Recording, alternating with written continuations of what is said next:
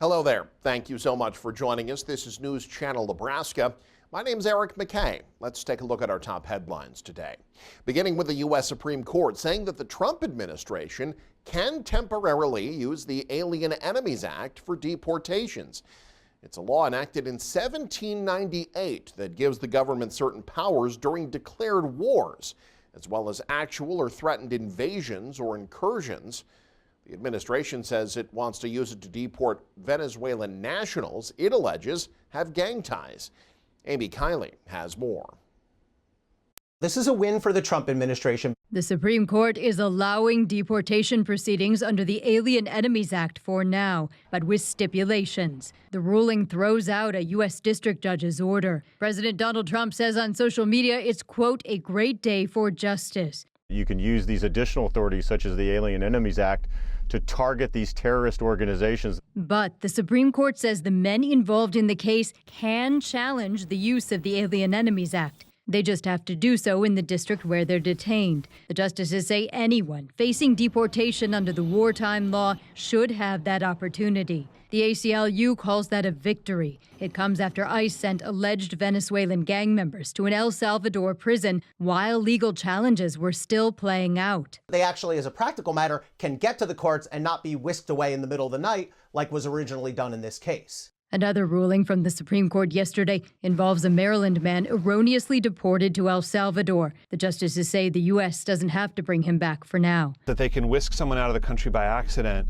and then have no responsibility to fix, what they've broken just doesn't make sense as a legal matter and is also just disturbing as a matter of constitutional law.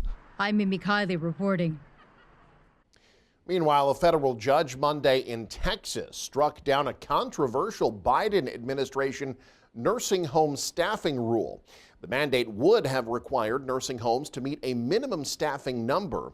The rule was finalized last April, but quickly challenged in court by nursing home operators and their trade associations. They said nursing homes already struggle to fill open positions. The industry trade group said the mandate would have required more than 100,000 new hires at an annual cost of nearly $7 billion. U.S. Senator Deb Fischer of Nebraska, one of the most vocal opponents of the mandate.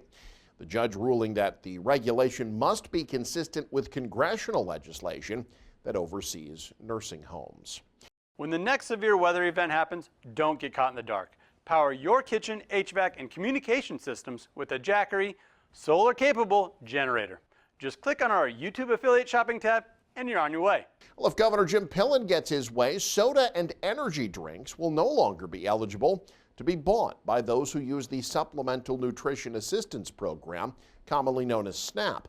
The governor asking the USDA to remove those beverages from the list of purchases people can make from the money they're provided by the state. The request was made on behalf of HHS Secretary Robert F. Kennedy Jr. Last week, he asked all governors to do this.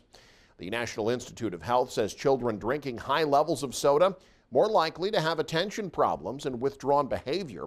Pillen says he wants to see the value of the dollars being provided go to something maintainable for the health of kids now and in the future. Our obesity problems are a result of starving in the midst of plenty, where we take in tons of processed foods that gets our taste buds, and they've got nothing but carbohydrates and sugars, and we wake up 50 and 100 pounds overweight, and we're starving to death because we don't get any nutrients. So I think that it's really, really important that we step up where we can, and that's the purpose of the SNAP waiver, is that we quit giving our kids stuff that's not appropriate. As I've said forever and ever, the last time I checked, pop is not a food group. The most recent statistic that I saw said about 9.3%. It is the largest purchase category with SNAP EBT cards. The governor addressed concerns, meanwhile, that this would take away choice for people who use SNAP benefits. Look, I listened to young people 18 months ago, and they told me the food they were getting from SNAP was junk. They showed me sacks of it. We're just trying to help. This is a small step to make sure that kids drink more water than they do pop, and that we help get the best value. This is nothing more than an extension of what we did with the summary BT last year to say, look, if you come in for $40, here's a card, here's the best value you can possibly get. Pillen also mentioned the processed foods, sugars, and carbohydrates increasing obesity. At this time, though, no plans to request removing things like potato chips or candy from the items people can buy with SNAP. Pillen, though, did say he believes those conversations are for the future, adding he would not like to see dollars spent on those items. Child care still a pressing issue for many communities across Nebraska. Lack of adequate child care in one northeast Nebraska town has been a significant challenge for years. However, a new chapter is underway with the opening of a state-of-the-art child care center made possible by a $2 million fundraising effort. Hanky Hazelton has more. How was school? Good. Laurel's Board of Education has been seeking ways to partner with Building Blocks Early Childhood and Family Development to provide opportunities between the community and its school. We actually do provide, on a contracted basis, meals and food service for the daycare center. We also provide transportation to and from the center to our school. Although child care is a place for parents to have a trustworthy establishment, Building Blocks prides itself with a great education that prepares kids well before they enter kindergarten. Everything that they need to be ready for kindergarten is what we provide. And we work really closely with the preschool teacher here as well. So when they do go to kindergarten, they know the expectations, the routines, the structure, everything is consistent. Another thing Building Blocks would like to point out is they would like to be a central hub for all providers with a goal of providing essential classes and avoiding excessive traveling for parents. A day for a class for high school students who can come in and do a babysitting class. We'll also provide CPR classes, car seat safety checks. They have also stepped up security by placing not only cameras on the outside, but cameras in each classroom. Eyes are always on the kiddos. We have emergency backpacks in every classroom that has their emergency contacts. It has the emergency plan in there. We also have a system that is set up to where all the doors are locked behind you. So in order for a parent to come in, they have to be buzzed in. Being the only licensed child care provider in Laurel, Building Blocks Early Childhood and Family Development Center has a goal that they want others to consider. Our hope being open is to encourage the other in-home providers to also become licensed. That not only helps the community, but it also helps with the families and with the school providing transportation. That's a big benefit. Reporting in Laurel, Hanky Hazelton, News Channel, Nebraska. Residents in a Nebraska town are being asked to re-up a sales tax that local officials say has led to millions in economic development.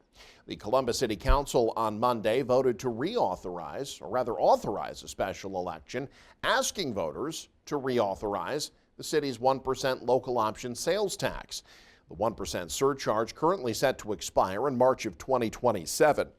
The local option sales tax was initially approved in Columbus in 1995.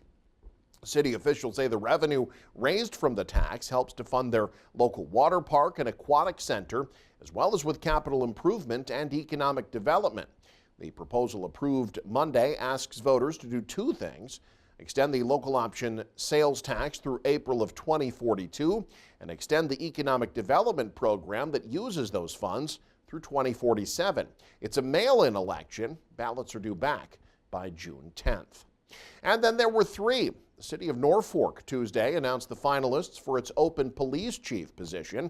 City officials say current Madison County Sheriff's Lieutenant David McCart, Douglas County Sheriff's Office Captain Eric Sellers, and current interim police chief in Norfolk, Brian Tye, are all being considered for the position. The three will interview with two different committees made up of city officials and take part in an employee forum next month before the final selection is made at the end of May. Two Norfolk veterans, meanwhile, and their families celebrating some new honors. The city joined in on Governor Jim Pillen's initiative to recognize Nebraska World War II veterans on the 80th anniversary of the end of the war.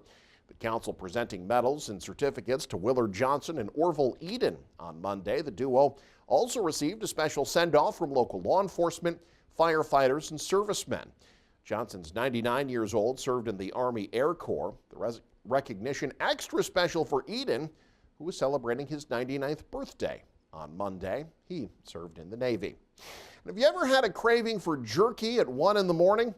Well, a meat market in northeast Nebraska has changed the game with a brand new option to fill those cravings any time of day. Hanky Hazelton has more on the story. Faultine Meat Market in Howells has been around for decades, butchering meat well over 100 years. With a grand opening and several in attendance, they opened a meat vending machine room to accommodate customers outside of their usual store hours. It's a 24-hour vending room where we have 2 refrigerated and 1 frozen vending machine that offer quite a few of our products that we have here in the retail store behind me. The vending machine will house 2 different units of meats for customers to choose from, one being the frozen case. 6 different types of bratwurst in there. We have some steaks, we have hamburger, ground pork, breakfast sausage. In the retail cases, we have everything from jerky to snack sticks to hot dogs to Polish sausages. To purchase the meat, Fulton Meat Market owner Mary Baumert said, it's a pretty simple process and just like shopping online. You find a product that you want, you punch in the number, you can actually make a shopping cart, so you can actually put those items in a cart together, and then it'll ask you to check out, insert your form of payment, which can either be cash, credit, or debit, and essentially it'll vend your products one after the other. Reported in Howells, Hanky Hazelton, News Channel, Nebraska. And you can stay up to date with the very latest by following us online. Head to newschannelnebraska.com and click on the News tab there. You can also follow us on X, like us on Facebook and Instagram as well. Thanks for joining us. Have a great day. This is News Channel Nebraska.